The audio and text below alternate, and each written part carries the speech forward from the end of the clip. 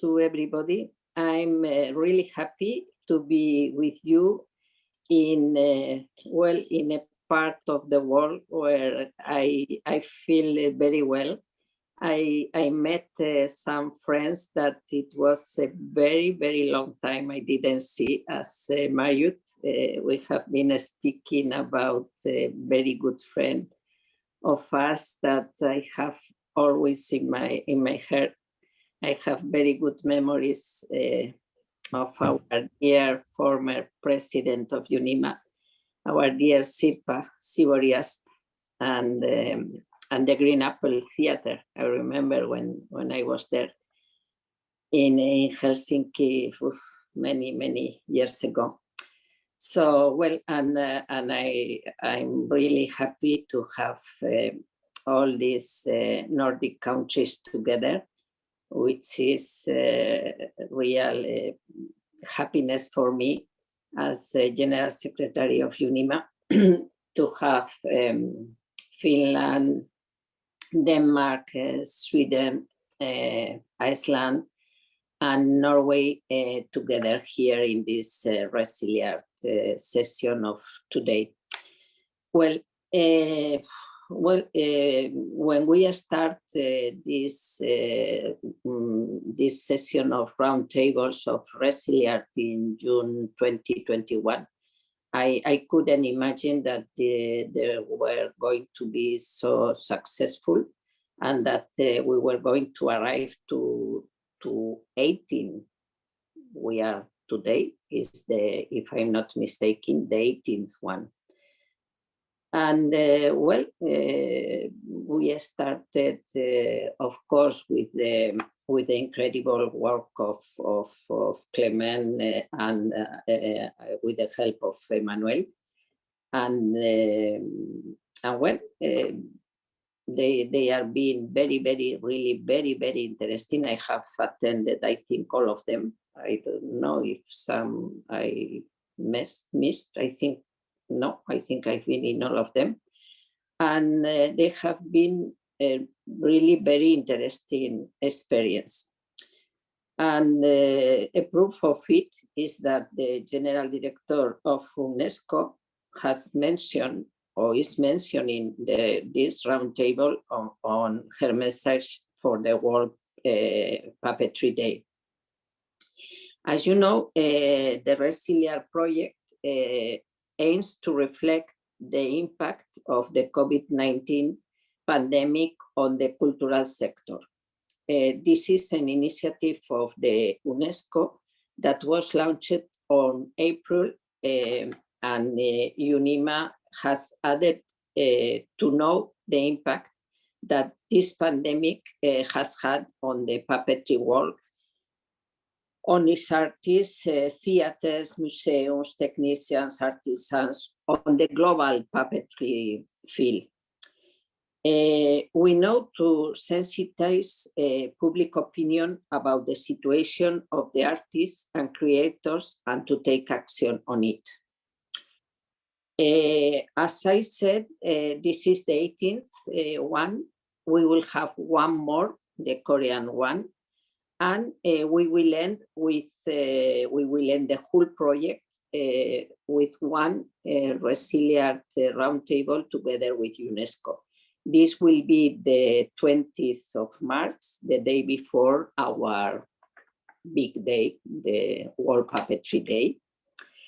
And well, the last one will be about the modern and traditional puppetry and about the importance of the digital world in puppetry nowadays, these days of the pandemic, or these days that most of the theaters are closed, museums are closed, the puppet companies cannot work. Well, we are living a very difficult days, no? But today what we want to listen is how the pandemic did affect the Nordic countries.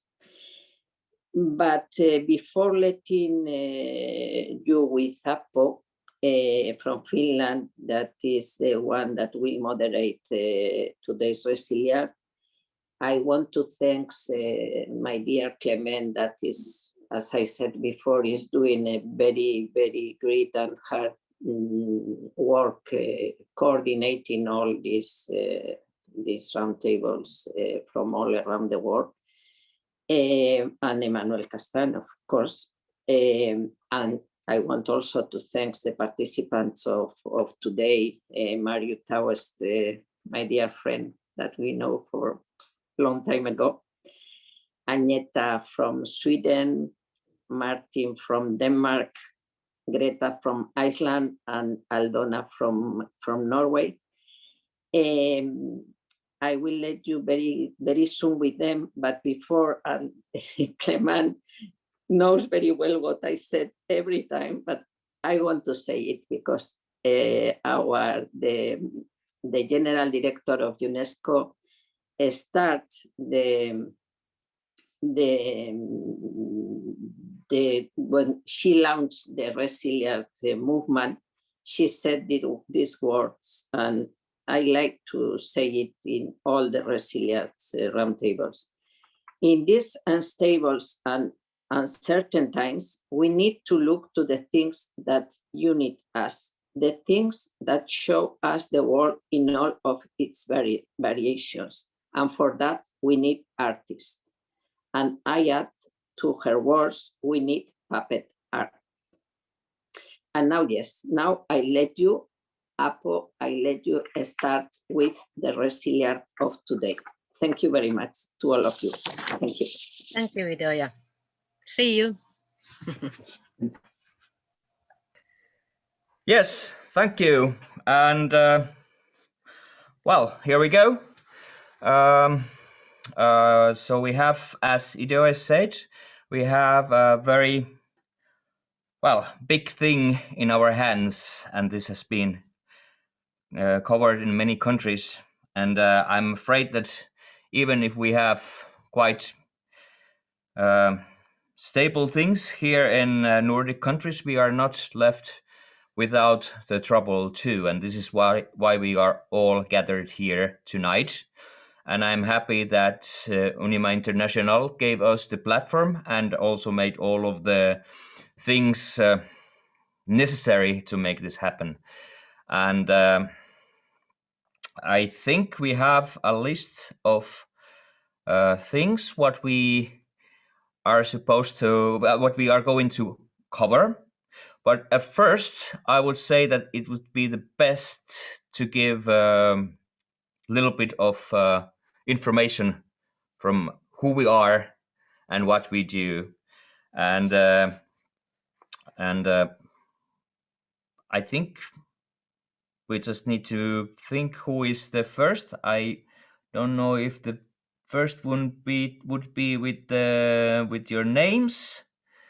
So is it Agneta? Oh, it's difficult for non-Swedes. Agneta is my name. Like okay. The singer in ABBA. Okay. Agneta, varsågod. Tack så mycket. Tack så mycket. Well, so to present myself, is that what I'm supposed to do? First of all, I'm producer at something called Dockteatern Tittut in Stockholm. Peeka-bo, also called in English. Tittut is this game word that we have with children in Sweden. And I'm a producer and doing touring and guests. We have a scene, we have a stage in Stockholm, so I take care of if we have guesting groups. And we tour a lot around Sweden and abroad. So it's a lot of touring. We have like 5-6 productions parallel playing for children. So that's first of all mainly children 2 to 6 years old. That's our focus group. And we've been in existence in 1977. That's 43 years. And the founder of Tittut is this wonderful lady called Ingmarie Thyrén, and she sadly passed on just a month ago. She was 87 years old, so she did a lot of good work until the very, very bitter end. A lovely woman, and we're grieving her, but we're working hard. We're working well, you know, the energy is very good anyway in the theater, but of course we're grieving for her. And well, so that's, well, Stockholm-based theater group. Thank you. Thank you. And then we should just go to Norway then. Yeah. Aldona. Yes. Hi. So welcome to everybody. So I'm yes, I'm in Norway. I'm in the north of Norway. Well, more or less halfway up, but I'm Polish German. So I represent here a little bit Poland and Germany, and try to do puppet theater. I'm I'm a member of UNIMA and active. I don't know, not so long, because I'm actually a teacher, a language teacher. And so it's not so long ago I started with the puppet theater. And I have a little company, and I usually do puppet theater for libraries and or schools through we have a program that is called the Cultural Rucksack Backpack. So I try to develop it for them. And you know, as a puppeteer, of course, what the first thing I did when Corona came was, of course, to make my own Corona.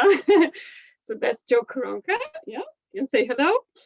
So I do very simple puppet theater in small scale, and I work alone. And if I meet somebody I like to work with, then I try. So I don't know. Should I say more?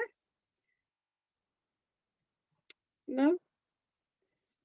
This about Corona and how it was influenced. Also, I think we take later, right?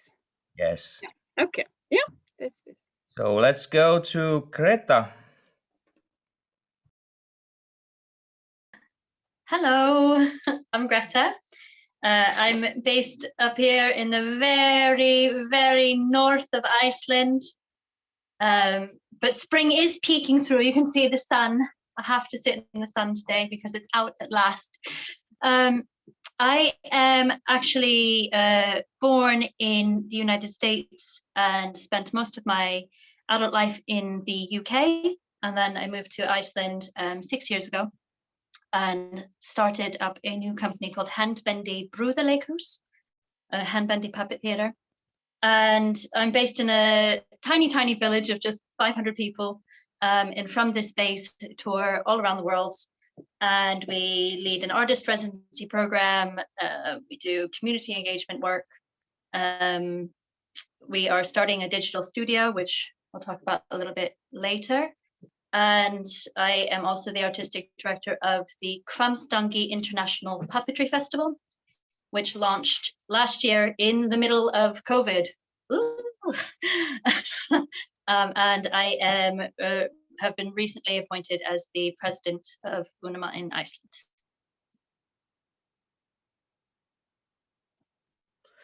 Congratulations for that, I believe.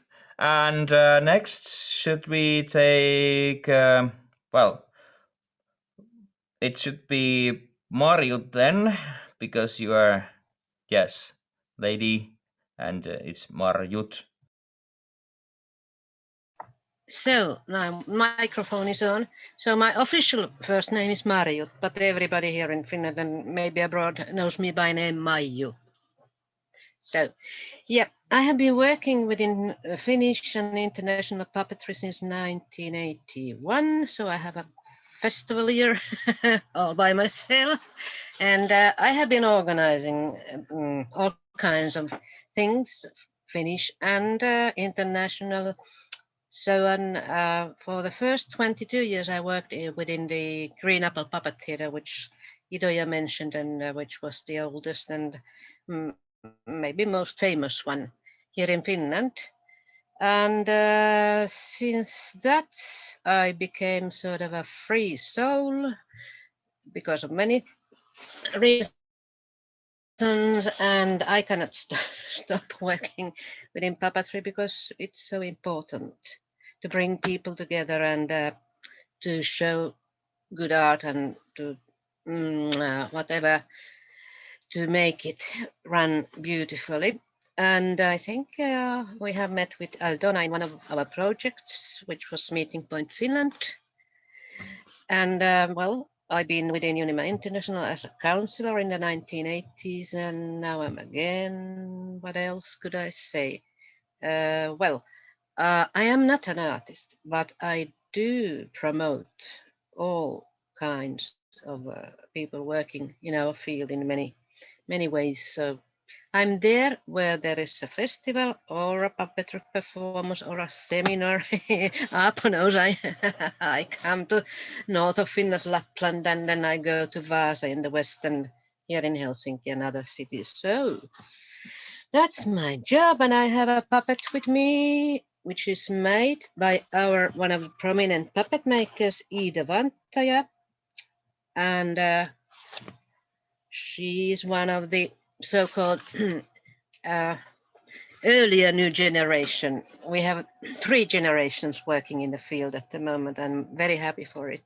Students and newcomers and people who are working hard, and then there are these nearly retired but really energetic promoters of puppetry. So that's briefly. And I do speak other languages, so but we don't speak any Swedish or whatever in this meeting. So greetings. Thank you, Maiju. And then there's Martin from Denmark. God aften. Yes, my name is Martin, and I'm the chairman of UNIMA Denmark. I've been there for a couple of years. I'm a preschool teacher, or what you might say in English, and therefore I'm my view on puppets are very funded in the puppet education angle, and been also quite involved in that. But I also run a small theater on the side that goes on tune on and off when there's audiences ready to do that. And been doing puppetry for the last 6 or 7 years, but it's not my primary livelihood. And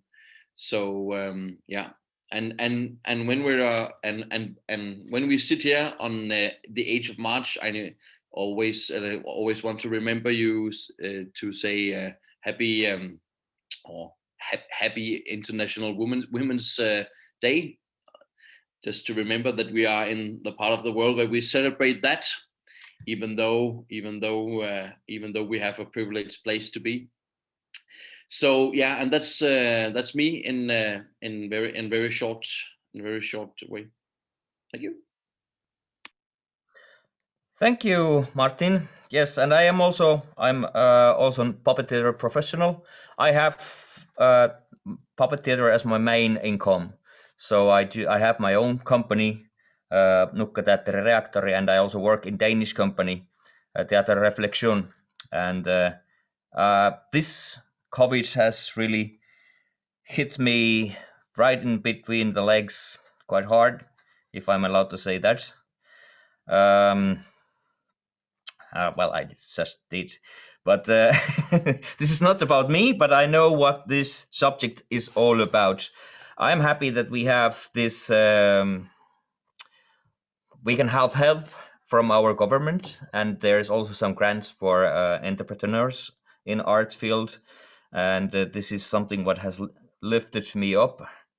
But let's hear something from you, as you kind of represent your countries in these questions, because I think some of you guys have been in contact with people or are affected by them in the way, you have seen the struggle probably.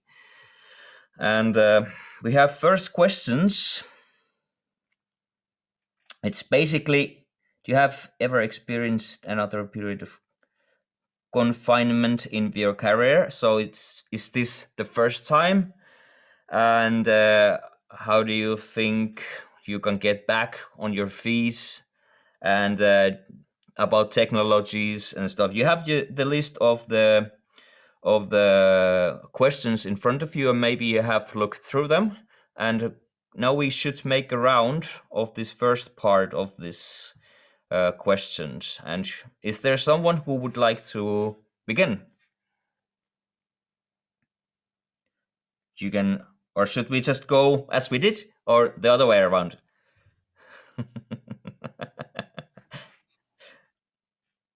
I Well, can't. then it's my turn Yes. in that case. Would you like to have that? How many minutes? I would say that quite briefly. So what is the first question? The Please. first question, do you have the list of questions? I have the list, but yes, I know that you wanted to have a overlook what is happening in our country with the groups, and so but was there some else question about if we ever experienced this before in our career? Was that the first question? There was one question of this. This is quite common questions, and I would say, as you know, as you look at the first part of these questions before the transnational, this is basically, you know, if we have had this before, and there's also how did these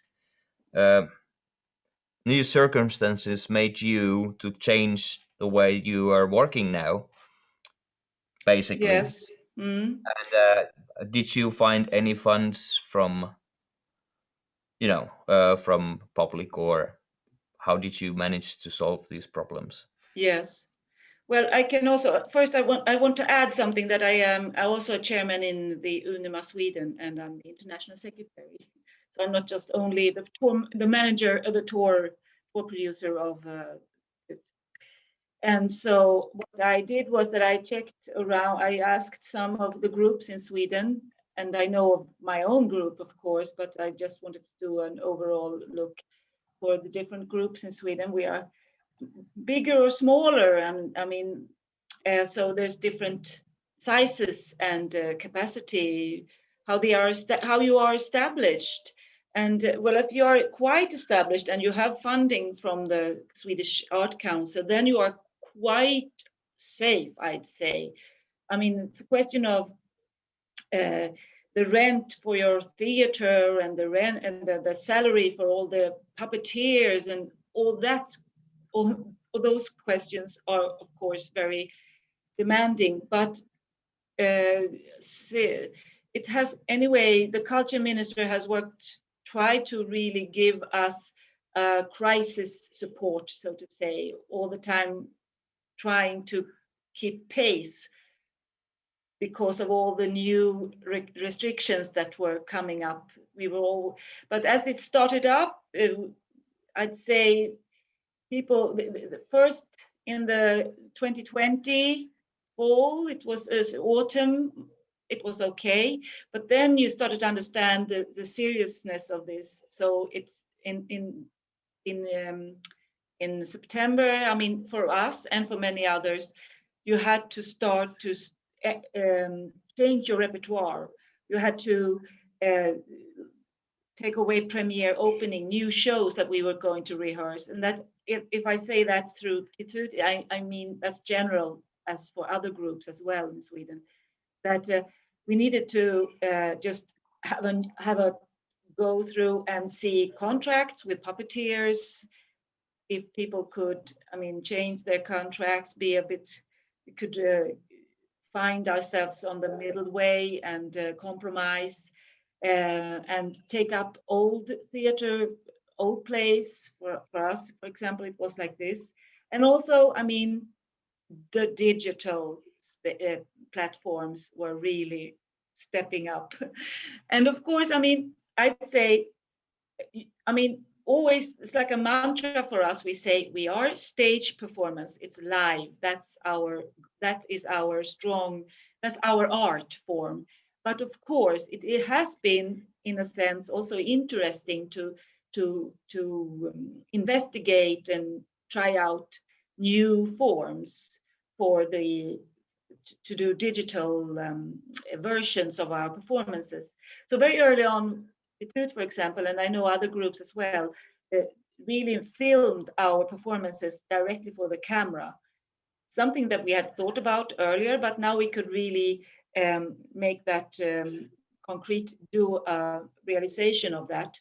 And of course, that made it that you had a good filming and good documentation, and no children in the room, just for the camera, the puppeteer and the puppeteers and the camera, and cut in between. So we had a good version of the performance. And this we have had a lot of help. We have used these very much. Tittut, for example, has started off with digital, we use buy a ticket and you meet the puppeteers, the puppets before in a Zoom like this. And then we play, they get a link to Vimeo and they see the performance, and then we come back to Zoom afterwards and we talk to the children and the parents. And I must say, something that has been interesting in this is that we have had a parent in Helsingborg in south of Sweden, and we had, or a grandparent in south of Sweden, and we had the child in grandchild up in north of Sweden, or in Quebec, actually as well. So I mean that has been quite an interesting thing. But now, as we are now getting into later, as we have been going on now for a while, and we don't know about what was going to happen in fall 21. It is now that they want to use this more and more, and we need to, like, they want to send out the link on digital platforms, and we're like, we really try to not to have that too easy, because it loses the sense, the fascination of the show. It gets to be very, like we say, then you have television, so we need to really control. I need to control that. And that I think is something that has been a big discussion as well in the theater world and in the puppeteer world, that how can we protect the art form and not make it, we want to communicate with the children and the parents, but we do want to protect as well the art form. And so we started now also with outdoor things, outdoor performances. And we do, I mean, the restrictions, we didn't have these strong lockdowns in Sweden. So we, off and on, we had the possibility to play anyway. And what we can do now is to go out to preschools and play in the playground outside. And therefore now when the climate is getting warmer, because we can't do it when it's too cold, -5, but when it's like +10, +15, we can do that. So what we are doing now is we are preparing an outdoor show, like a verite. We take old puppets and we take care of all our puppets, and we do a little verite, like a cover card. That's a way to try to adjust to the situation. Thank you. I think we should go forward with so that we will give some time Absolutely. to other ones too. Okay, thank you. Should we go for Aldona? Yeah. Okay. Yeah. So I'm a little bit higher in Norway. Most of the UNIMA members are collected around Oslo. So so I can mostly talk for myself. But we had the meeting in December with also a Zoom meeting with some members. And so what I heard from others was that, for example, this skolesekken, this rucksack. So if you applied for 1 year for projects and you were supposed to play at the beginning of the year, and people couldn't go because it was locked down, they were paid. And they thought that was very good. So they were paid for not playing, so that saved them. But we have very good support, the organizations that support. So I think that's okay for myself. So I just finished my studies and I was supposed to establish my theater when Corona came. So that was a little bit difficult. So I had to change thinking that instead of making a puppet performance with the drawings, I made scenery. Instead of write a book. And I perform at the libraries. They don't want to have performances, but they said yes to an exposition of drawings. So then I just hanged things as a drawings so that people could just come and, you had the 1 meter. But it is so, they don't want, also here in Ulstein where I live, they don't want to have performances yet. So also at the schools, it's still difficult. What more? But UNIMA Norway made a very good thing last year. during this Corona crisis, they digitalized a lot of puppetry and puppets and put it on the website. So so they collect puppets and do more a digital presentation of UNIMA, Norway, and the work and in history. What more? But I also think this is a good idea, like Sweden said, that to focus on outdoor activities. And in the UNIMA, I joined a fantastic UNIMA Finland arrangement 2019 in October, where we met Cuban artists that do street art. So I thought, yes, that's fantastic. Let us try to do something like this. And we applied for a project, and we got the money for a project, but they could not come to Norway. But focus on street art, I think it's something that would be good. Okay, one more thing. I mean, for me, this with the COVID, I thought on one hand, of course, it's a difficult situation, but on the other hand, it also shows how important puppetry is for the children now when there was the lockdown, when they are at home. You could not go out, you could not do anything. So the puppetry from home, as out of nothing.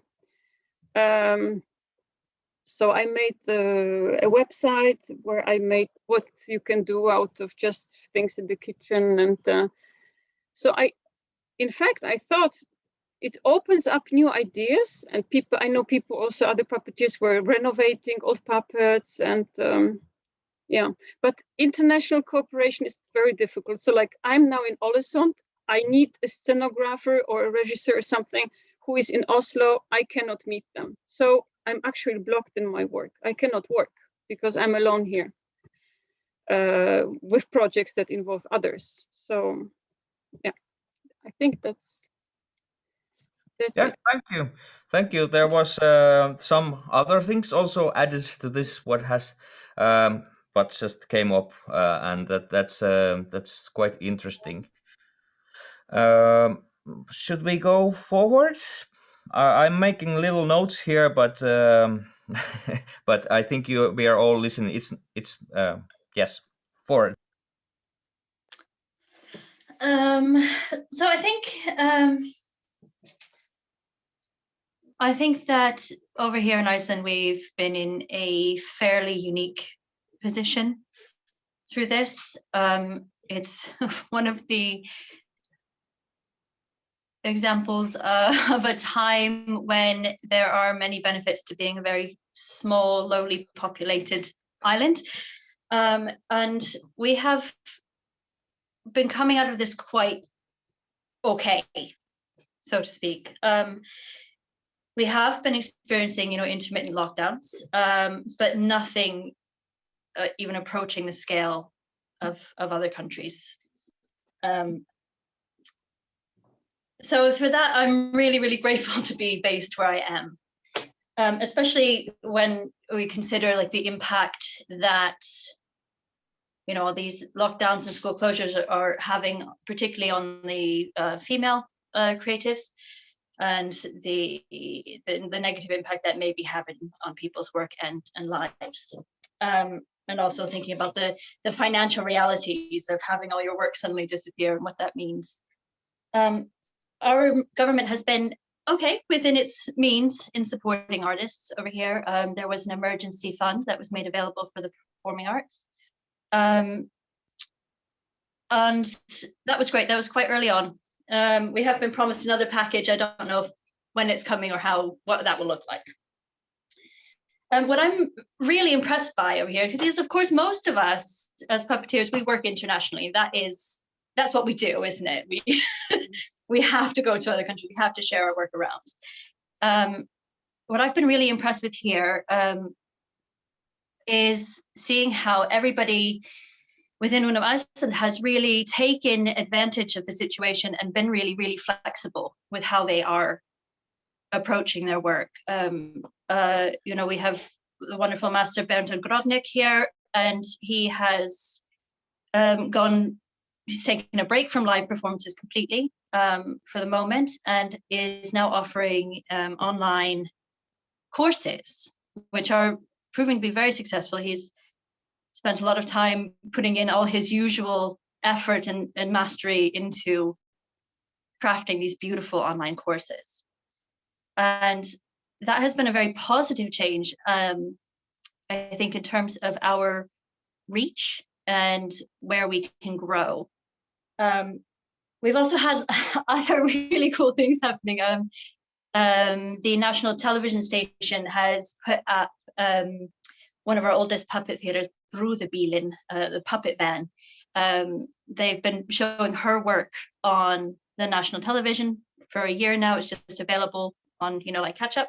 So that's really fun. And this is normally a show that, or a company that travels around the country and performs outside. And it's been really lovely to be able to see that, particularly when we're so rural that we often don't see a lot of the things out in the countryside in Iceland. A lot of it is very city centric.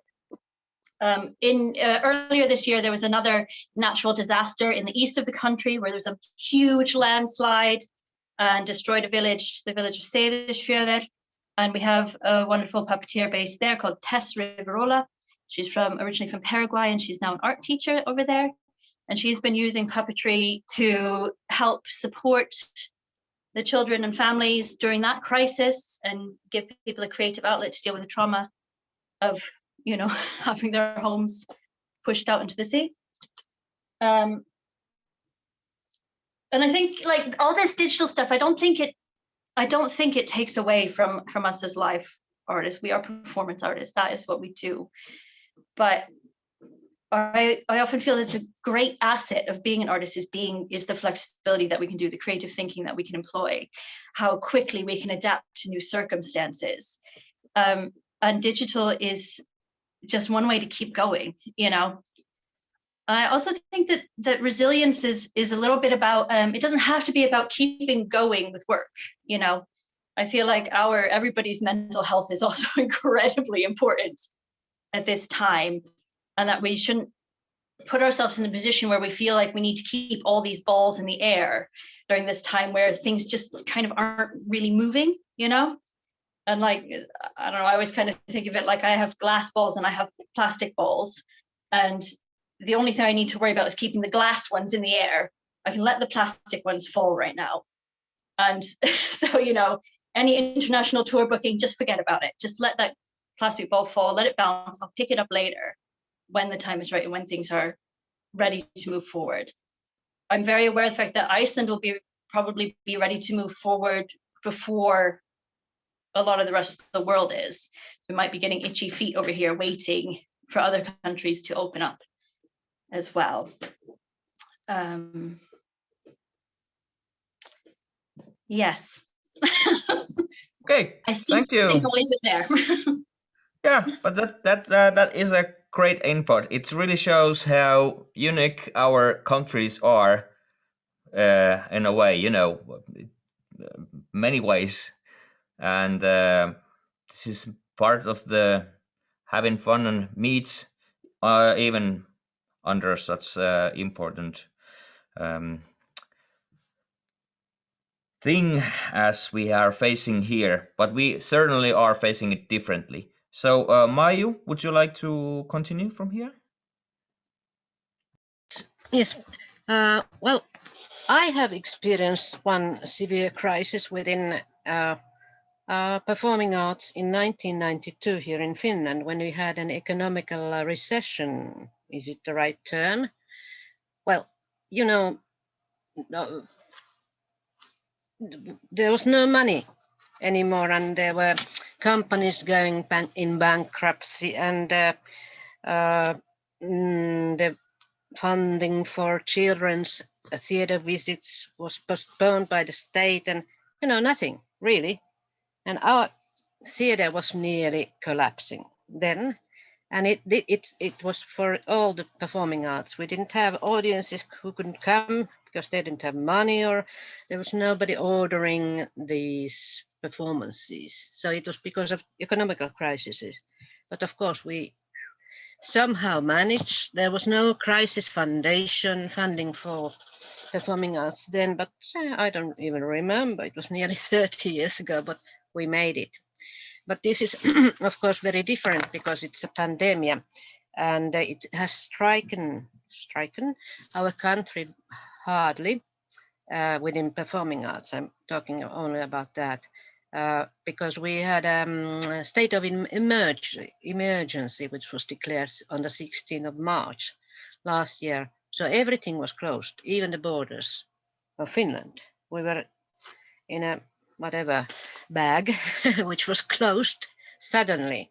And that sort of dropped people into abysses, I should say. We were forced to cancel all the performances, festivals, and nobody knew where the theaters were closed and so on. It was, of course, quite a shock. And it took some time to recover from that shock. And the state of emergency was, I don't remember for how many weeks, when Finland was closed totally. Gradually, well, in the field of puppetry, people were sort of recovering of it and started rethinking their livelihood, which was gone. We have 2/3 of our puppeteers, which are about 150 nowadays, professional ones. 2/3 are working in the free field, which means they don't have houses or funding from the states and so on. And the rest has the state funding and so on. So it was really like in all performing arts. And I made sort of an analysis of all this situation 2 months ago and wrote an article about it in our UNIMA paper, where I considered and to contact with people around Finland and how things have gone. And, you know, people have been contacting me as well quite a lot, since I'm within UNIMA Finland and within some state committees as well. So it was unprecedented, but everybody started to digitalize gradually, really. And it was a big leap for many, many puppeteers and companies which had no sort of an experience on either the, whatever, you can see the camera next to Aapo. So they were sort of even helping each other within the digitalization. And of course, our puppeteers went outdoors when the weather was warm enough. For instance, one company went to the old people's homes in the yards performing puppetry. And that was a beautiful moment. And others did summer theater and whatever. Of course, our climate is a bit harsh in that way. And they sort of started reaching audiences in a new way. Everybody sort of stepped out of the scenes, went outdoors, those who could. And well, that was new. And then puppet performances went viral. People made streamings and videos, and Aapo has done workshops in viral, or how do you say it in English? Which is new, because in that way, when you have performances in the internet or workshops, you can reach new audiences as well who wouldn't come otherwise. Then now you can reach more people and different kinds of audiences as well. And how should I say? Well, there have been all kinds of efforts to keep puppetry and performing arts alive. Luckily enough, our state of Finland and the private foundations, which have more money, started giving us crisis funding, whatever it is in English, Corona aid. And it was given to maybe thousands of artists, but no, not maybe thousands, but anyhow, a lot of did get them, but it was only a short percentage of puppeteers, of course, because we are a little less than the other performing arts, but it has helped quite a lot. And the puppeteers have been very inventive also when doing different kinds of performance. For instance, one of our groups within Metropolitan Puppets, which is working here in South, made a caravan theater, you know, this traveling theater, which was traveling around and people could see it from outside, and they had film inside for one people at one people only. And we have been obeying very closely to the safety orders. And of course, it's rough when the state subsidized puppet theaters were closed because nothing, no activities. But gradually we had a short period when they could also, and we even had a puppetry festival in August here in Helsinki, and but it was turned into Finnish festival because we couldn't invite any foreigners. So we have been very Finnish this year, but of course it doesn't stop us from communicating and planning and so on. What else do I have? 1 minute more? Yes, please. Well, now we are in the next stage of whatever it was, lockdown, which has started from, was it 2 months ago? No, more than 2 months ago. So we are again, no shows, no nothing, but I can see and hear all kinds of totally different kinds of activities within puppetry and performing arts here in Finland. So it has sort of given some kick, or how do you say it, for people to make things different and to reach new kinds of audiences and ways of doing it. And well, the situation for livelihood for Aapo and others is very critical, and it will be critical, but we will survive, I think. And this, paradoxically enough, this situation has given people time to think and to plan and to build and to stream and to whatever, paint. So it has been sort of a little break off from the usual running around with your luggage and so on. So there are advantages and disadvantages, but I'm positive because I have been looking at this situation within Finnish and international puppetry for 40 years. So we are surviving. I'm a bloody positive person. Yeah, that's all what I wanted to say. Thank you. Thank you, Maiju. Yes, there was a lot of things covered. Then it is time for Martin. I'm having a little trouble with my computer because it's not somehow charging with the thing where I'm plugging it in, even if it shows. So I'm not sure what I should do. Maybe I should run back home and get my charger. But what? We can also, may I say, we can also have a pause so that you can fix your computer. What would you think about that? It's like 10 minutes pause?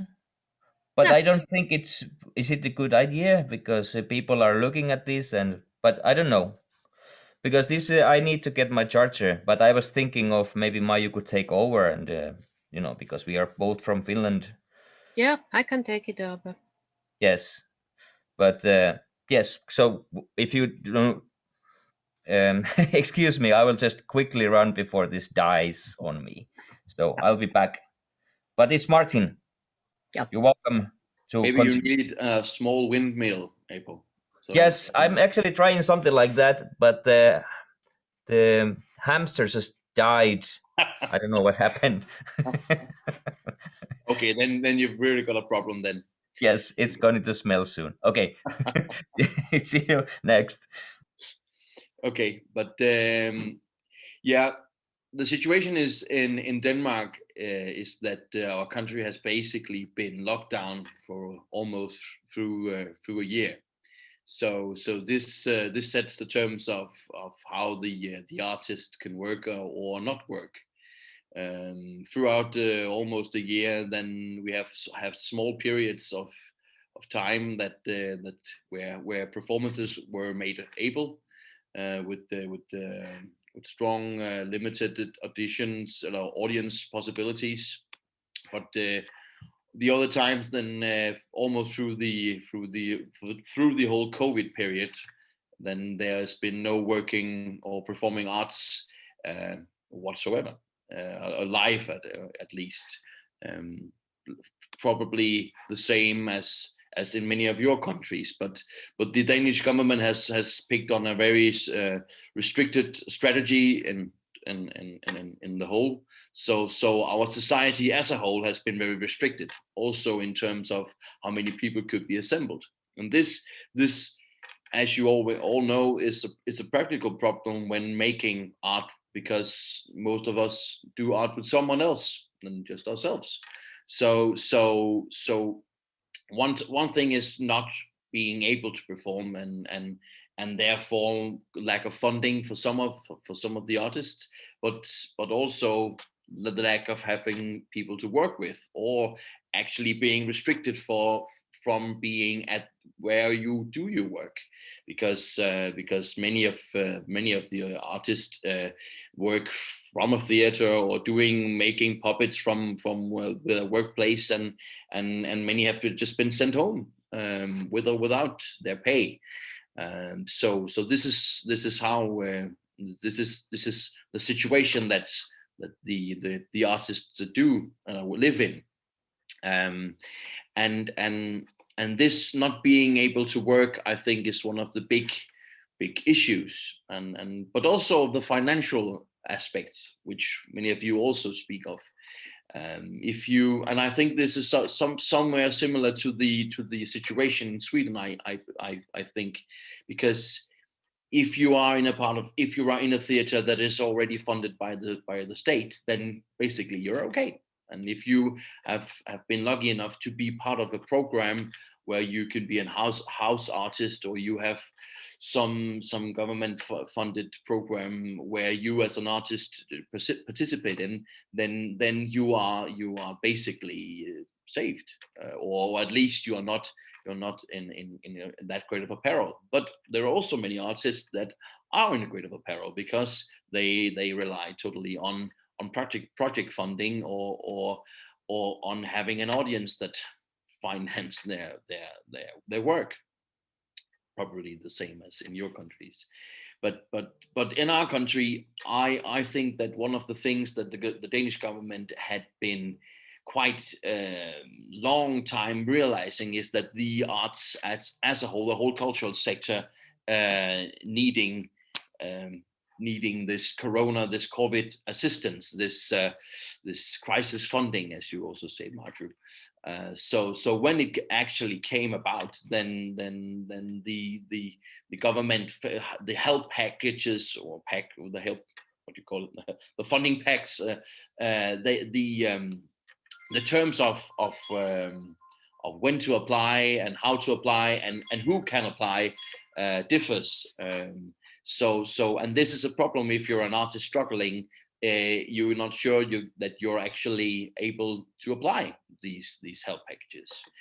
And this is the situation for some of the people, or the artists in Denmark, and it's wider than just doing the puppets, the puppetry artist. It's a thing that for our whole cultural sector is martyred by, and being in a UNIMA puppetry context, then in my country, the puppets are a very small art form, or performed by few people. So the amount of money that is giving are not necessarily floating in an equal way, because bigger art forms, or bigger art forms with more participants, or more performers, swallow a larger amount of the help packages.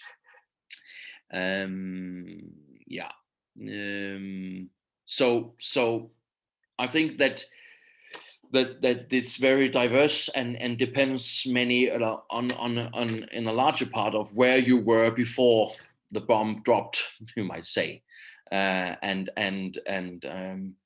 the good thing, you might say, that I think when I hear you say what people do and artists do to survive, then the good thing is that art is, in my point of view, actually basically born from struggle, and maybe this struggle would feed would feed the art again, but not necessarily financially, but perhaps artistically, or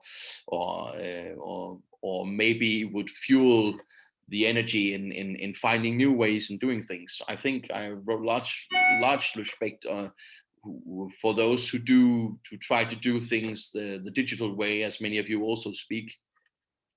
It's I'm not sure if the same, you say the same in English, but in Danish we say that things can be a double-edged sword.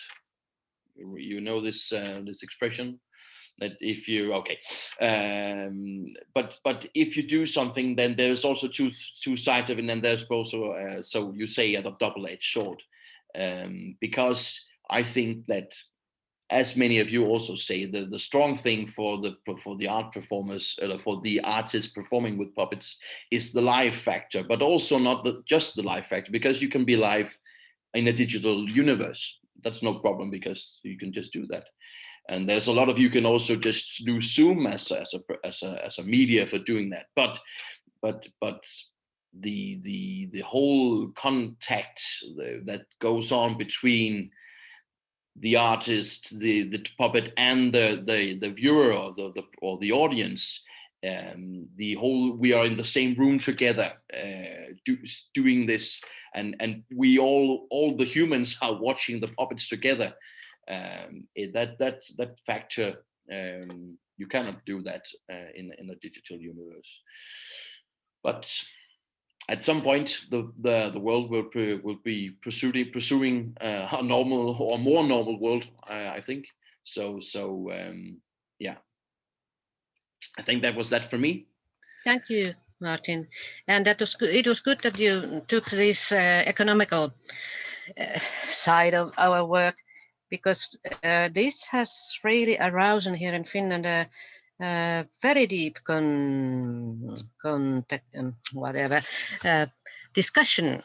What really is the meaning of arts, how it should be supported, and the state of Finland has now considered that they are giving more money for the performing arts, which have all these good effects and everything. And I think this has aroused something within those who make decisions. And it's the first time in my 40 years that I see that the state is reacting and the private fundings are reacting. It will be not one time crisis aid, but there will be changes in these things. And then there was this question where to find information and for whom this is. We in Finland, UNIMA Finland is sort of a center of information, and we publish all these kinds of fundings and whatever.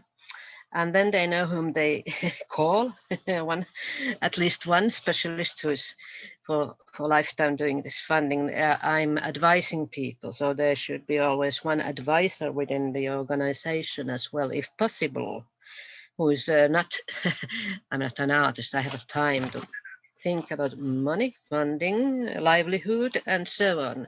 So it's important, of course. And then I would like to, for my part, as a reflection to Martin's and your speeches, that there is an immense power in the community of puppeteers in each country.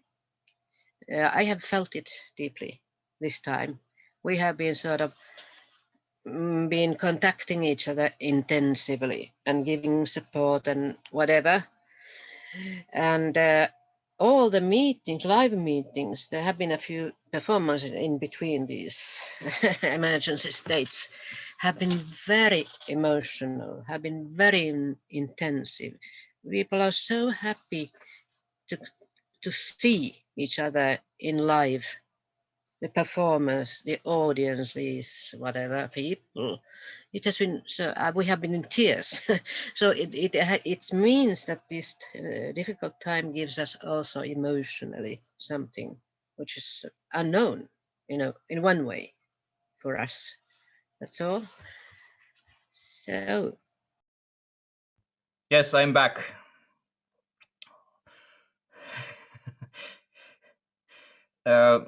Sorry, Maiju, did I interrupt something? No, no, no. I was just closing my sort of small speech. Yes. I'm sorry, Martin, you have to say it again. No, Actually, I had something when Martin just ended up saying with this future, that when we'll be together again, when everything will be normal. But that is, I mean, the vision of the future. What will happen? The vaccine is here, but how long will it work? How much the mutation question and everything? When are we back in normal, or the new normal, as we say in Sweden? Will we be able to sit in the same room, 200 people, and not being scared or not having fear to have the flu around in the room? Can we play? So this was a question I got from one of the members, Helena, that said that the actors, will they be able to play? So there's a lot of question about the future as well. How will it be in the future? Thank you. Agneta.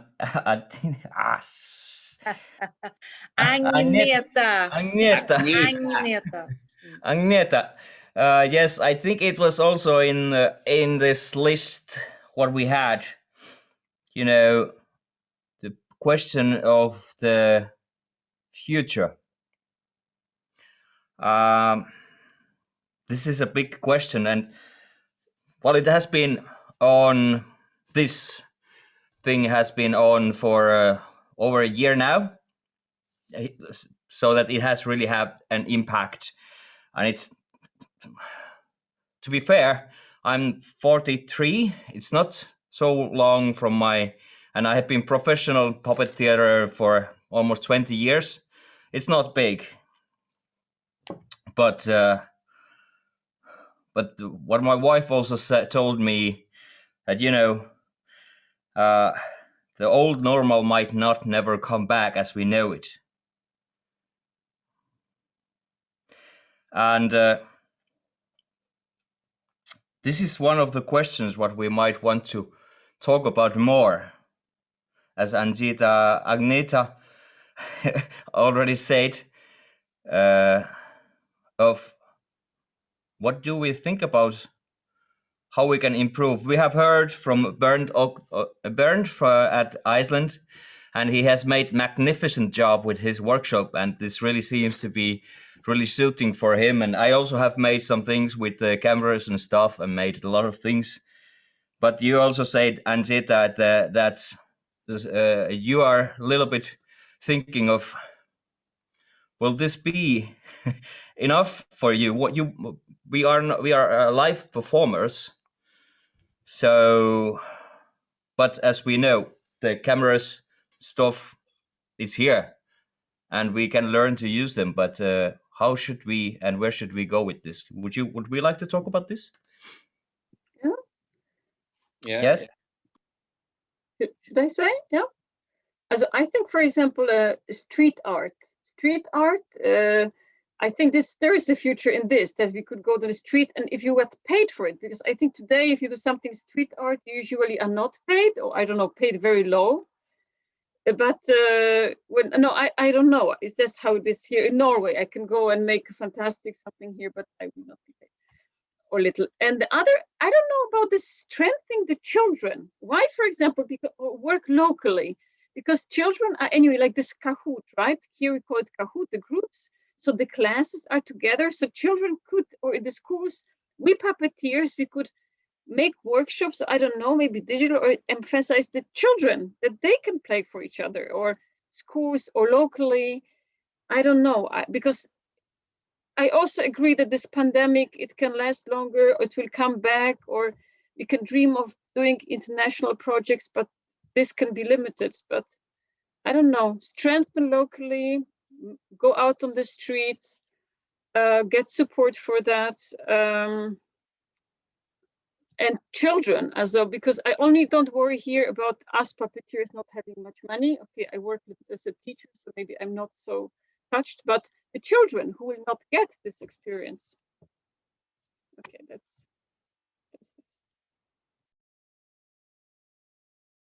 Greta?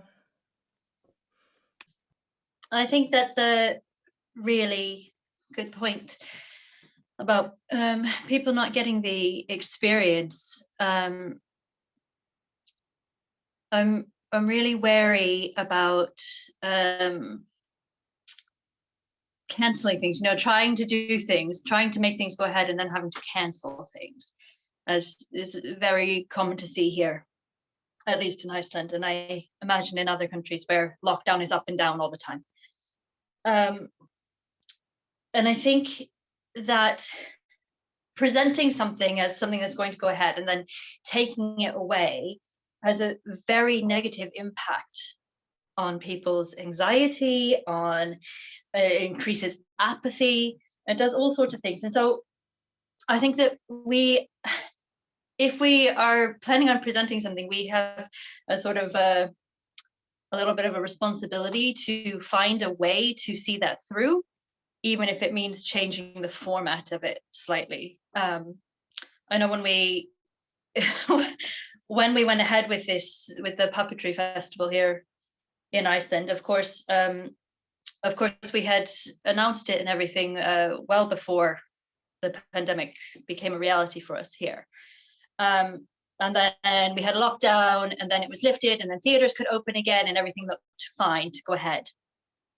We had the artists come over. We were very lucky. I think people were so excited just to be able to come somewhere and perform. So we were very lucky to be able to bring 17 artists from other countries over.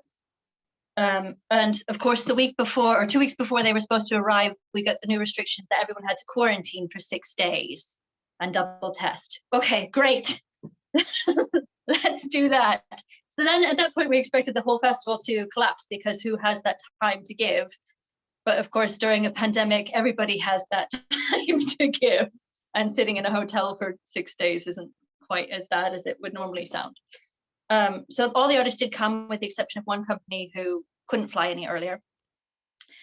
And then the audience restrictions came in, where we were down to 50 people in an auditorium, which probably sounds luxurious to some countries at the moment where you're not allowed anything. We are up again to 200 now. Although I think that's about to change, because the press conference the other day, the dreaded British variant has arrived on the island. So I'm sure we're going back into some stricter regulations. But the energy of the festival, because we decided not to cancel, and we decided not to go digital. And it all felt very foolhardy and crazy at the time, but actually it ended up feeling like this soothing balm for everybody, because the audiences were small. So it was only people who really, really wanted to be there, people who really felt that they needed to be there, for their own sanity. They needed to come out and see it. And for the artists, it was such a relief, and there was so much joy. And there were, tears off stage when people would come off stage. They just felt so wonderful to be performing for people. And we became this lovely little bubble. So we were able to, party and drink and dance and sing together on our own. And I think I'm kind of rambling now. I'm thinking about all the things about cancellation, about the need for being present with each other in the room, that is what we're really about, and how we can keep the hope of that alive while still creating a space of safety for everybody. What is important to note is that they are crazy at Amsterdam right now. They are making the actual test with 1,000 partiers, people partying in a nightclub, and see, what are actually the odds. But yes, but this is just okay. There was Martin was first. I do have a strong positive belief that we will overcome this threat against humanity and against the arts. And I build this both on my great belief in human resilience and the artist resilience, but also if we look at this this Corona crisis in a historical view, then we as a human race have succumbed to, not succumbed, we have surpassed great challenges, great wars, but also almost, I mean, the Spanish flu is approximately 100 years ago, and this was a period of time for where I think it's about 30 or 50 million people. Don't hang me on this exact number, but and the period of time where this flu was 3 to 5 years. So maybe the light at the end of the tunnel isn't there yet, but I think that in a historical view, we as a human race has conquered these challenges, and things might change for a bit, but I do not believe that things might change not at once. There will be a period of time where we will be scared at each other, sitting next to each other in a theater or in a movie or in the bus or whatever, but our belonging to each other, I think, will pass this at some point. At some point, when the vaccines are normal and the flu isn't that present anymore, luckily or not luckily, but the people forget what the threat was, and at some point our natural inclination towards each other will find each other again, and therefore the puppets are standing by. I think the puppets are standing by, waiting for the people to realize that they are standing by. So I'm fairly positive that this will be over at some point, but not without bumps on the road, or not. And I think the biggest problem in my context could be that there are relatively few puppeteers in Denmark. Then so there is a possibility in terms of what Aldona also says, that and then Greta also speaks about this thing about generations perhaps not experiencing the art of the puppet, and there is a slight risk that some of those doing puppetry might not return to doing it, and then the shrinkage might be a challenge. But as a whole, I think we will succumb, and remember on the International Women's Day, that we that sit around here live in one of the greatest places in the world. So if you're not watching and you're not from Scandinavia, you just might know that we have the possibilities in the structures of our society and the people who live there that will lift us through this. So, thank you, Martin. Important points. I must say, hopefully there's no corona coming to the puppets. There's a puppet corona. I think my puppets have had that for a long time. They are sometimes completely dead. Maiju. Yeah, I have heard good words. One is hope, and other one is children, and all of these. And I think we just have to keep up with hope and our audiences to reach them in different ways. And I would like to point out, Martin, you mentioned these structures in our Nordic countries. There are a lot of companions within the structures for who can help us to promote the young people's lives and perspectives on future. For instance, as children's protection, whatever it is, organizations.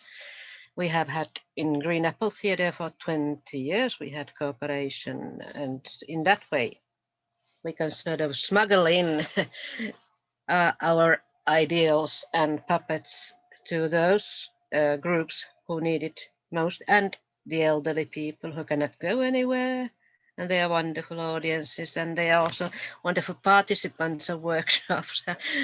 So we have to think about the whole scenery of arts where it is connected and linked in, and how we can use and approach different kinds of forums and connections and so on. This is one of the lessons, I think, of this time.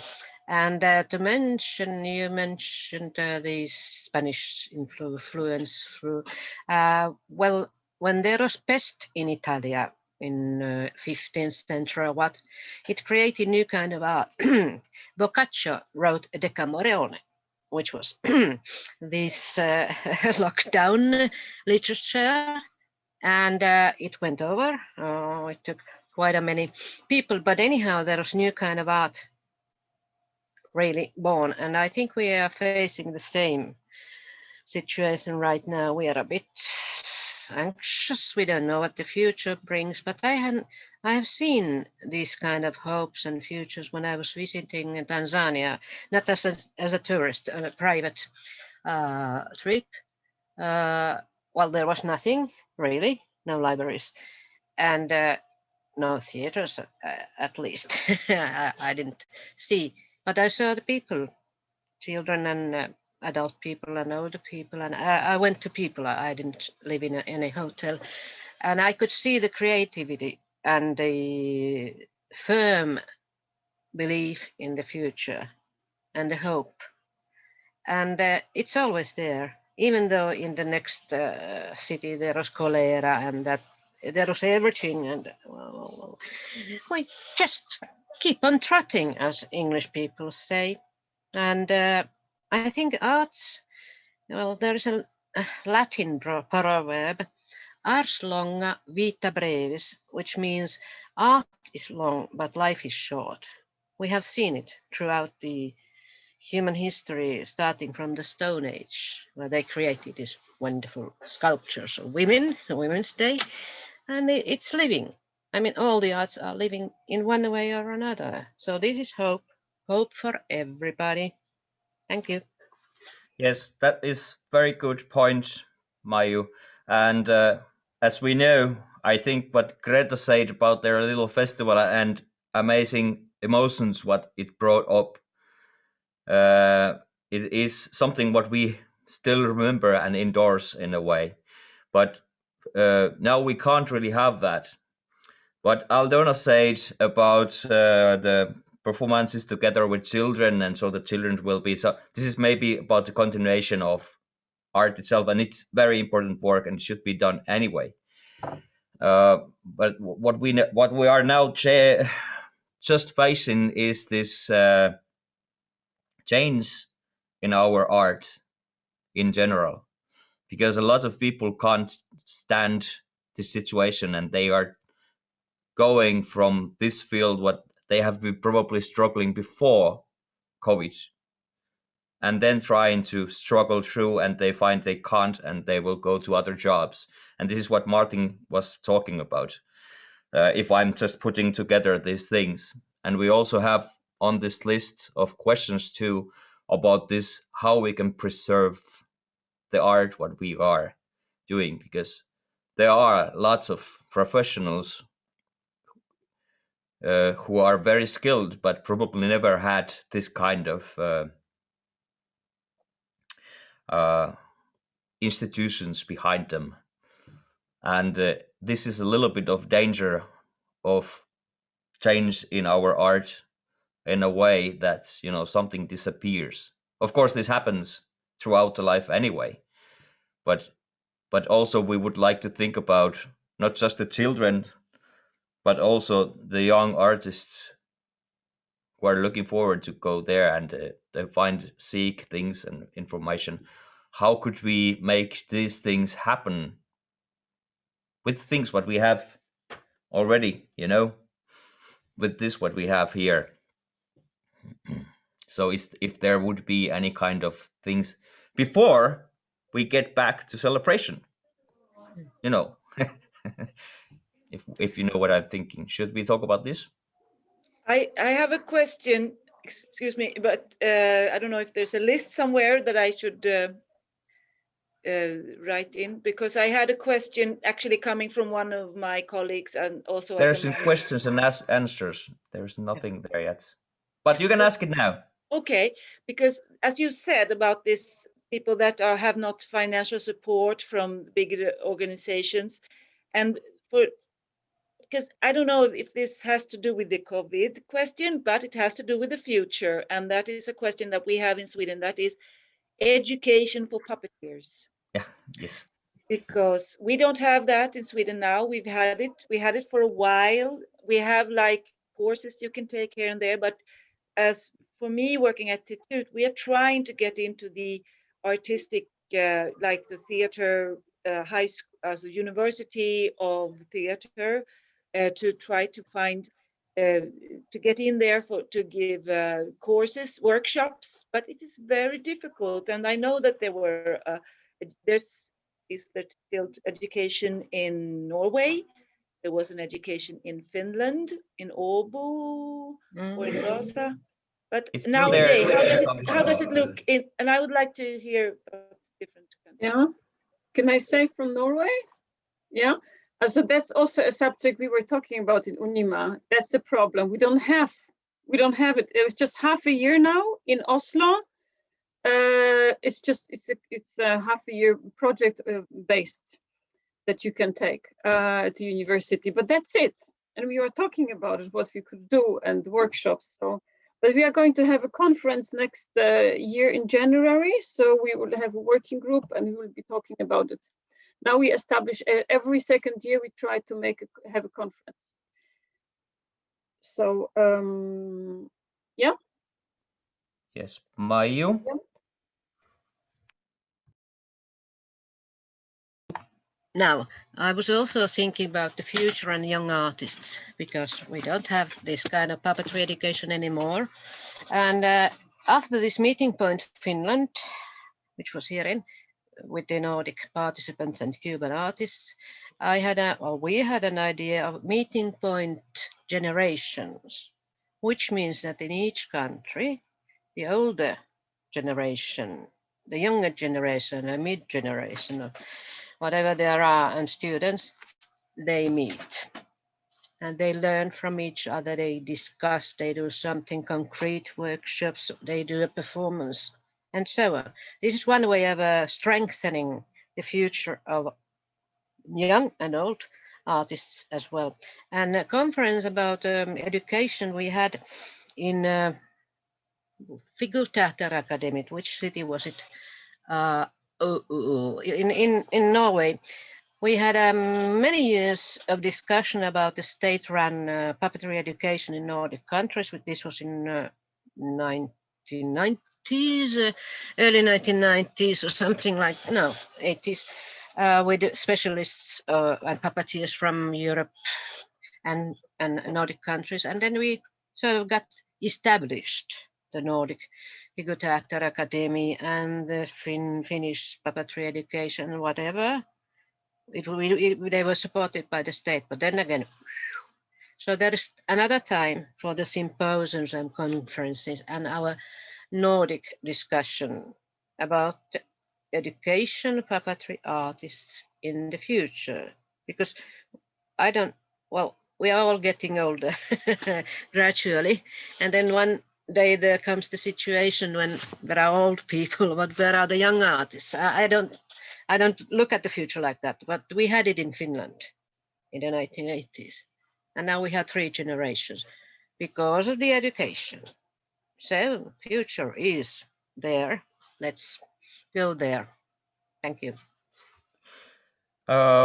Yes, we should come back to this education part, because this is a little bit bigger question even still, and we have not forgotten it. I'm looking forward to a little bit more simple solution to get us and maybe get us up. But Idea had the arm up, so welcome. Yeah, I was. There is a project that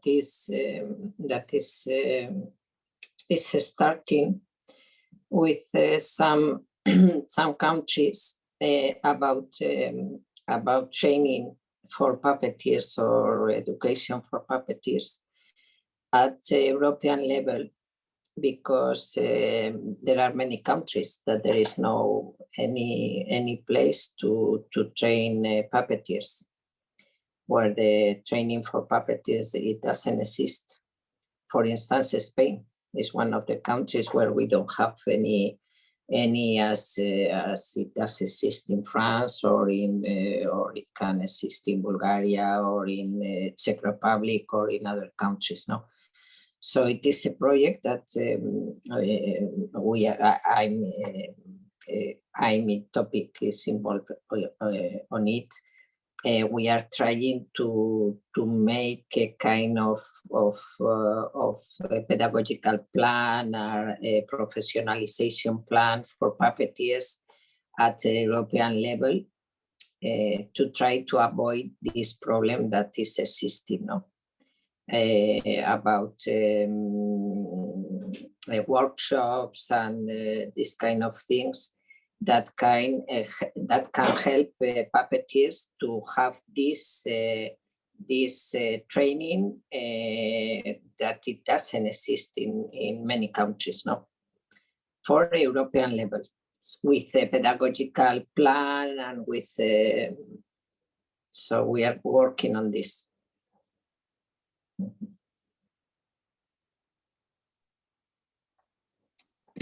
Yes, thank you, Idoia. Aldona, what's... Yeah, I just have a question, because there was once I've seen the school in Poland, in Białystok, that they had the cooperation with Czech Republic, I think. I saw it, I think 2 years ago I've seen it, that they had it. Half a year in Praga and half in Białystok, but then I didn't see it anymore, so I thought maybe it doesn't exist. But that was the only thing I saw apart from France, and you know, in Poland we have it, in Germany, but I don't know, is there something like this still, or doesn't it exist? I think it still exists, but our idea is something more open, so that people that has not the possibility, there is no a school of puppeteers, they can get this training. It can with different workshop, no? So you can have a full training. Yeah, You do all the workshop, or you can have only the workshop that you are interested on. that's very good You idea. can have the whole, yeah. or just part of it. Yeah, but will you also get the diploma that you have something courses like this? Yes, yes, yeah. we are working on all this. So we are working on this, and the idea is to launch this program on beginning of 2022. This is the idea. Okay. Marjut, you had... I have Torbjörn Ahlström from Sweden. You know, Sweden is talking about 2 years apprentice program in the chat.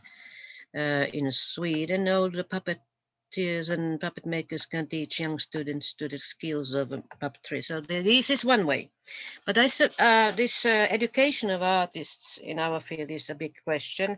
And I suggest that we have a separate Nordic conference in Zoom or anything about this education question, because when we have a joint forces, or how do you say it in English? I'm in Russian right now in my head, or Spanish. So we can make, as we made in 88, a joint suggestion for all the Nordic states, and these money makers give us that there should be this and this and this, and we have this and this and this in our dreams, and so there are instances or whatever authorities who can sort of catch it, but it's sort of a lobbying job. But there are people with whom we can start, and if we have a conference on education within Nordic countries with experiments and now and future, so it would be nice within a few months. Yeah. All right. So does anyone have anything to add here? No. Okay. Well, as we have heard, this is actually a big question in puppeteer field to have these things going. And there is Torbjörn who has given us in the chat one alternative. And as we heard, that there's something inbuilt in Spain, and we also had in Finland this education program. Have stopped the international collaboration. Has there's one question from Marja. So I know that some foundations in Finland have stopped financial help for international collaborations. Yeah, well, I think did you see of this question? Did you see this question in chat? But I think international collaborations, why fundings have not been given, there might be one reason is that, you know, for example, if you are applying money from an institution which gives the fundings, if they mark things on money which they can't really give and it's keep returning back, it is away from overall fundings from other parts. So this is probably why they have not been giving this kind of money. Maju had something. Yeah, but there are all kinds of organizations. For instance, we get from Nordisk Kulturpunkt a big amount of money, the biggest in the history of UNIMA Finland, for arranging the meeting point Finland, which was the encountering of artists and so on. Yes, but this is now. This is present situation. Yes. Well, foundations, I don't know. Well, at least, well, it depends. Yeah, but I think this is because they want to give the money for the other purposes, because otherwise they would just have to keep it. And this situation, I think they are thinking that because you can't travel anywhere, we can't put some money there. But we cannot. We should ask this from foundations themselves. Well,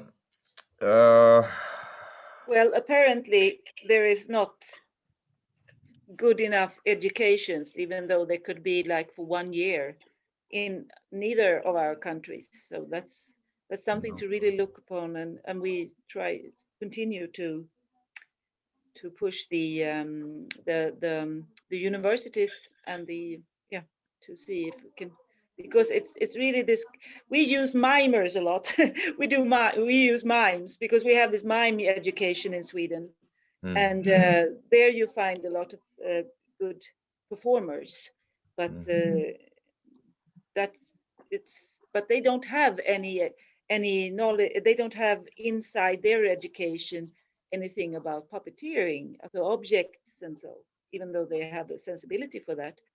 So and then we have these international schools like Le Coq and so, and of course dancers, but all in all, it's quite astonishing that there is no education. So we'll keep on looking on that question. Yes. There's Maju and then there's Martin. Yeah, and we have a lot of very good puppetry educators, I mean professional teachers and so on, who have been teaching this profession. So we have to start use, and we have to, I think we should make a real plan. 2 weeks or half a year, it's not enough for any puppeteers or young artists. We have to have a curriculum, which means the study program and all those things ready. And so, and then we present them to the authorities and theater schools and whatever they are. It takes time and efforts, but we did it earlier. We can do it again. Positive. Yes. Martin? But I see that you in Sweden, as Torbjörn suggests, that you have the handvärkslärling as approach, the base of doing it as in in terms of, I'm looking for the English term, but in Danish you would say mesterlærer. It's so the skilled workers are doing, or if you were a blacksmith, you would have an apprentice, and they would go in the workshop and learn the trade in that effect.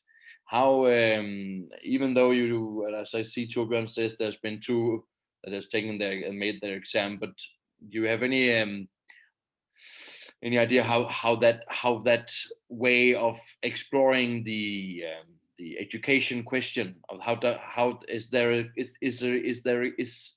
a way to do things? Because I think that, and I also remember the reason I asked this is that I could have my doubts that even in our Nordic countries there would be a possibility for this creation of a school.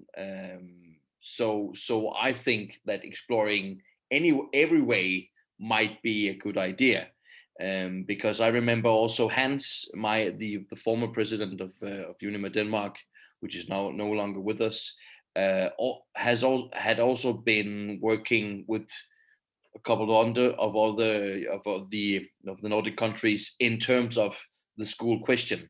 And I think, and as I remember, he told that the process was very long and didn't lead anywhere. And I'm not saying that it couldn't lead anywhere at some point, but I'm curious in what this way of education had presented with the experiences. Thank you. Yes, Maju, just in a second. I have actually talked with Hans about this, and we actually have some experience. And Maju knows about this, how we have developed the education system, and the problem for us was basically the money.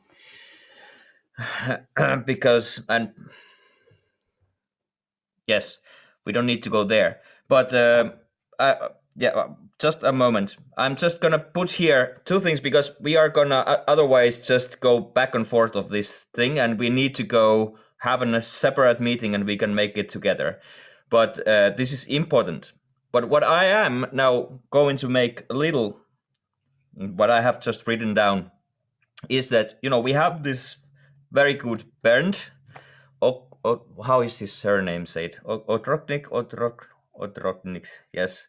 And he's making puppets workshops, and it's very good workshops. And maybe not in this big extent, but we could do something similar with couple performers, puppet performers and stuff. We could maybe start, this is just an idea, start a ring of workshops, which is easy to follow and have basic, manipulation, basic ideas, and then we can share them on the platforms. So it's kind of uniting our strengths. And this way, it's not the school what you are looking for, but this could be something which would lead towards that we find a good way of forming something inside of Scandinavia, because even if we are all people combined in Scandinavia, we are still half of the Poland, or it's not exactly this, but we could find something unique. And I think for something like this, we could find some sort of funding too, from Nordic Punkt, for example. Look, this is just, we could find something common and something good, and then if we do something, a good example, we could find new fundings through that. So it's easier to go somewhere and say, oh, this is something what we want to do, rather than I need this and I need money for it. Yeah. Maju. Yeah, we should have a conference on this education thing. We are running out of time quite soon, I think. At least I'm running out of my brain capacity in a way. But I would like to say that continuity is the most important thing now in our arts and livelihood, and both in the education. When we start, then we just keep on, develop it, find new companions and funding and so on. And my slogan has been here in Finland when I've been sort of, people have been calling me about fundings and whatever problems they have. Well, I said, there's a lot of money, go and get it. Well, it sounds silly, but there's more money than we know, but it's somewhere and we have to find it. And Nordic resources in funding are quite good when we make a good proposition, and after that we have a sort of a plan for future years as well. If the future is ours. Yeah. Thank you, Marjut. Any other ideas coming up? Yeah. Yes. Just short, as a phrase this with education, but my problem is that I apply for some projects, but I don't have the education. I made an art college, and I studied philology. So and I make puppet theater, but because there is no education, I don't have degree, and I lose. So I'm not. People who make puppet theater in Norway are mostly people who study theater, and then out of that they do puppet theater. And another thing is, so the corona, I think what it makes better is that people see we have to work locally, and also we have to maybe work more. So I think people will see that the puppet theater is more important now, because so much gets digital that to play with the children with the small stage and scene. And so I think even there is a chance now that we can put forward ideas that we couldn't do before the crisis. I really believe in that. Because, for example, in Norway, I have 3 children. They have been so much on the computers, and even the teachers, they make programs where they go take them out of nature, take them away from the computers. So of course that's a chance for the puppet theater to jump in. So okay, that's just but I think education is very important. If we have a good education in Scandinavia, then we are important, more important than now, or more puppeteers will choose to work as puppeteers. Yeah, okay. Thank you, Aldona. Marjut, did you have something in your mind? Yes, well, as always, I have something in my mind. I have ADHD, but that's another question. So, working with children and pedagogics and so on, it's one of the fields of puppetry. We have therapeutic puppetry, we have professional puppetry and scenes and so on. And each of these fields has companions within the framework where you work. For instance, in the communities, kommuner in Swedish, there is always something like called whatever, civistus, something, cultural plan for the commune and so on. You just have to go and, now, well, I have an approach to this one, but there is always something with what you can find. This is my message. Thank you. Yes, thank you. Well, as far as I'm concerned, our list so far has been kind of covered in a way. There is about the international approach, of course, and yes, but unless you really have something in your mind, in your mind about in general where we should put this, it is apparent that our thoughts are already in future in a way, which is very good in a way also. Because well, vaccination is coming, virus is going, and and our lives are supposed to be better. But I just hope that people will read from this what we have just talked about, that we should carry on, and because it is just right now it seems like it is so close that you can almost taste it, but it could be also taken away. But still, you know, it's just now it has been just getting further and further, but we will get there. Important question, which has been around almost as long as I've been international counselor in UNIMA. Education in Nordic area. This is something what I can read and what I have heard and talk about. We have already people very eager to have these things going around, and I promise you that we will just do it. And that's it. But I hope that we could also find something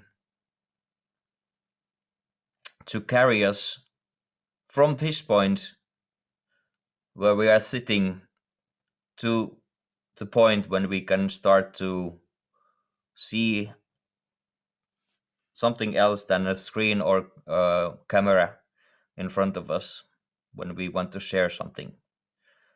And this is something what I would love to also hear, but we have emails and stuff.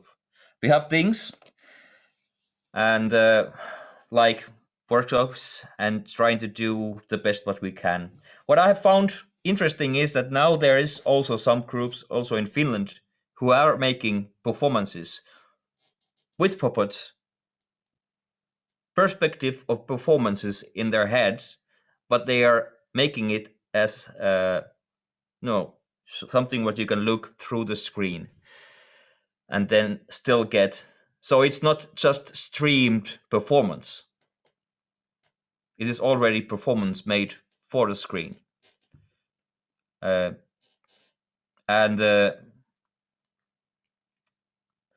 as someone else said, when we are being here at the bottom for a longer time, then the creativity takes over, and then we will find something when we are not looking for it, and then it will kind of lift us up. And I hope that this is something what we will face more and more now on. So I'm ready to have this kind of a conclusion of this. Would you be happy with this? Now we can, yes. Yes. Can I say so two things? Yes. I just want to say that, as you said, this playing for the camera, zooming or streaming or not streaming, because we do this in Tittut now. We play for a certain group. We play live and have contact with them live in the room. Which Yes, has I also do live performance. Oh, you do that as well? Okay. Yes, lovely. I do live performances, but this is more like people are looking from different perspective. Uh-huh. So the camera and everything has been thought so that it is more interacting with the performance. Oh, okay. Okay. But it's not like live stream or a video made for streaming. I see. And the second thing is, before we round up, I hope maybe we'll meet in Gothenburg in November, because then there is a big international theater festival, a puppetry festival at the Frölunda Kulturhus. That would be lovely. We aim for that in this moment. Yeah, and the Frölunda is open to host Nordic workshops and residencies, it says in chats. So there is one possibility. Yes. Yes, Ideoja? Yes, I would like to say that one very good thing, I don't know if you have said it, because I have had several calls and I have to interrupt and go and come back. But one very good thing that I think that came up from this pandemic situation is this. is this kind of meetings through the Zoom that make us be together and communicate together. And I think that even though the situation, we hope it will be soon much better and we'll be able to meet in person, but I think that we will not give up this kind of meetings, because this make us be closer without the need to spend a lot of money traveling and the difficulties of traveling from here to there. So with Clement, we have been speaking that we have to continue with this kind of meetings. We don't know in which way and how, but we have found that it has been very positive to meet with people from all around the world in this way. So this is one of the, with all the negativity of the pandemic, this is one good thing that has brought the pandemic. So.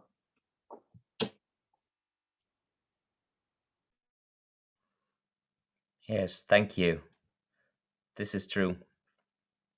So for the people at behind the screens, I would like to thank you very much. And it has been interesting. And as Idoia said, this is very effective way to reach people around the world. So I think this is going to, we just have to do this more now. No other way. But I thank you all, and see you next time. And take care. Stay healthy. Bye-bye. Bye. Thank you to all of you. Yes, I want to say that I saw during all this ResiliArt, during all the roundtables, that at first we was thinking that it was for national center, but I see, for example, it was not only Finland, but different country around. And I saw the same in different places in Europe, not only Europe, but in Belgium too, they guess the country around, etc. And I think it's also a good sign for UNIMA, because it's important to develop the exchange between the country, because it's a way to be more stronger. You know, we have a geographical commission, for example, we have a commission for Europe inside the UNIMA, but it's also, we also need to build something with the country, 2, 5, 6 countries, and I'm sure that it is a very good way for UNIMA. Okay, so this is the good things. And also I want to say that the next ResiliArt roundtable will be next week with Korea. It's it will be very interesting too. And the last one will be the 20th of March with UNESCO. It will be the conclusion of ResiliArt. But of course, we want to continue some Zoom like this in the future. We hope to do it. Maybe not with the name ResiliArt, because we want to change the name. But if you have some idea of a new name, you can write me an email and we will find the best one. Okay, thank you to all of you. And the video is recording, so you will see it on the website of UNIMA for the posterity. Bye-bye. Bye-bye. Thank you. Bye, everybody. Thank you. Bye, Marjut. Merci, danke. Bye-bye. Gracias, grazie, etc. Spasiba. Goodbye to Tack så Goodbye mycket. to everybody. Ha det gott. Bye. Tack för idag. Nice to meet you. Bye-bye. Bye. Bye.